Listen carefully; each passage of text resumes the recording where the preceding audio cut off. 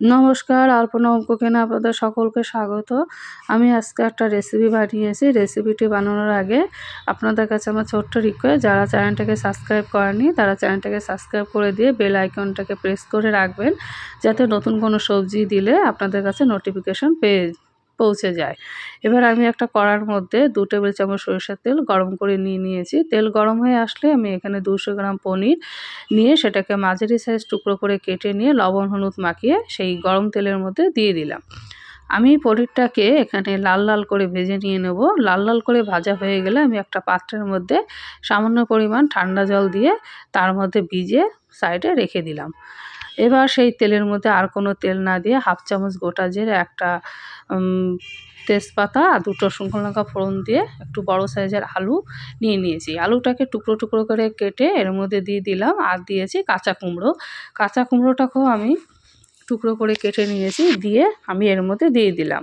এই আলু আর কুমড়ো আমি আগে হালকা লাল লাল করে ভেজে নেব, এবং ভাজার জন্য আমি সামান্য পরিমাণ লবণ দিয়ে 10 মিনিটের জন্য ঢাকনা দিয়ে ঢেকে রেখে দিলাম।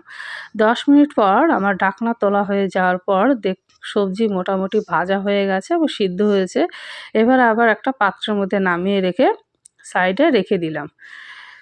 এবার সেই তেল ছিল, যে পরিমাণ তেল ছিল আর কোনো তেল লাগেনি, সেই তেলের মধ্যে আমি কিছু বাটা মশলা ব্যবহার করেছি। বাটা মশলার মধ্যে দিয়েছি মাঝারি সাইজের পেঁয়াজ, আদা, রসুন এবং কাঁচা লঙ্কা একটা, দিয়ে আমি যে বাটির মধ্যে বাটা মশলা রেখেছিলাম সেই বাটিটা ধুয়ে সামান্য পরিমাণ জল দিয়ে দিলাম। দিয়ে হাফ চামচ হলুদ গুঁড়ো, পরিমাণ মতন লবণ, আর দিয়েছি হাফ চামচ লঙ্কার গুঁড়ো কালার আনার জন্য, দিয়ে আমি মশলাটাকে ভালো করে কষিয়ে নিয়ে নেব।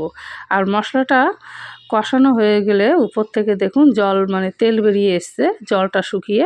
এবার এর মধ্যে আমি কিছু ফুলকপি দিয়ে দিলাম, দিয়ে আগে থেকে ভেজে রাখা আলু এবং কুমড়োটাও দিয়ে দিলাম। দিয়ে আমি কিছুক্ষণ নাড়িয়ে চাড়িয়ে নিয়ে আমি 15 মিনিটের জন্য একটা ঢাকনা দিয়ে ঢেকে রেখে দেবো। 15 মিনিট পর ঢাকনা তোলা হয়ে গেলে আমার সবজিটা মোটামুটি ভাজা হয়েছে, এবং হালকা সিদ্ধ হয়ে আসলে আমি উপর থেকে কিছু মশলা ব্যবহার করব। এই মশলাগুলোর মধ্যে হচ্ছে ধনিয়া গুঁড়ো আর জিরার গুঁড়ো হাফ চামচ করে। আমি এটা ঘরে বানিয়েছি, আপনারা চাইলে বাটা মশলা ব্যবহার করতে পারেন। এবার আমি মশলা এবং সবজিগুলো নাড়িয়ে চেড়ে আবার 10 মিনিটের জন্য ঢাকনা দিয়ে ঢেকে দিয়েছি। এই যে ঢাকনা তোলার পর সবজির থেকে কিছু পরিমাণ জল বেরিয়ে এসছে এবং মশলাগুলো মোটামুটি আমার কষানো কমপ্লিট। এবার আমি উপর থেকে ভাজা পনিরগুলো দিয়ে দিলাম, দিয়ে আবার আমি মশলা, সবজি এবং পনিরগুলো নাড়িয়ে চাড়িয়ে নিয়ে এখানে আমি 1.5 কাপ গরম জল ব্যবহার করেছি। আপনারা চাইলে এখানে নর্মাল জল ব্যবহার করতে পারেন। এবার আমি এই জল দেওয়ার পর সবজিটাকে ভালো করে সিদ্ধ করার জন্য এবং সবজিটা যাতে জলটা কিছুটা শুকানোর জন্য আবার আমি 10 মিনিটের জন্য ঢাকনা দিয়ে ঢেকে রেখেছি।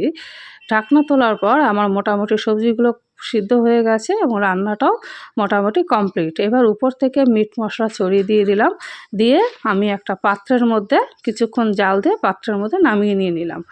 এই যে আমার হয়ে গেল পনির সবজি। এই সবজিটা গরম ভাতের সঙ্গে এবং রুটি দিয়ে খেতেও খুব টেস্টি হয়।